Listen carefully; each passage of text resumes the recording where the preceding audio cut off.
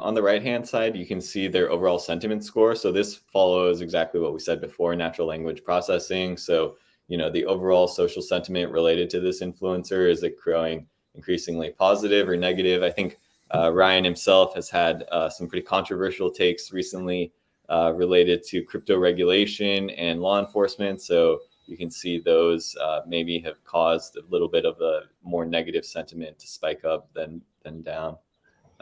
In addition, next to the profiles, we have some automated tags that you can learn about a user. So, for example, you can see which projects, what that influencer is. So in Ryan's case, we can see that he's a founder. He has a high retweet rate.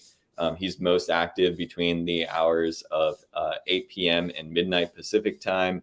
And he's also a prolific tweeter himself, has a lot of threads and general information.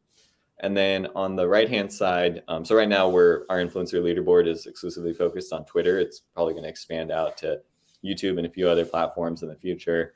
So you can see just kind of at a glance, Twitter insights for them, right? So a little description of their Twitter bio, their number of followers, number of tweets, and like their overall Web3 social sentiment. So most connected influencers, is this a more general ranking, or is this okay? So this relates to Ryan himself. So the other influencers that he's closely connected to there. You can kind of see what influencers is Ryan typically connected to, talking about, engaging with, right? So all those different factors. And what you start to see is that, a lot of these influencers are all really connected to each other. And that's like the purpose of this feature, is to make that transparent and have people understand what the different relationships are. So for example, Ryan is often talking with Masari, which is also the company that he founded. So that makes a lot of sense. But at the same time, he's also a prolific Bitcoiner. So Balaji and Peter McCormick are also prolific Bitcoiners. And, you can kind of see where that level of relationship and engagement can give you some insights about that influencer and the way that they want to establish their social presence.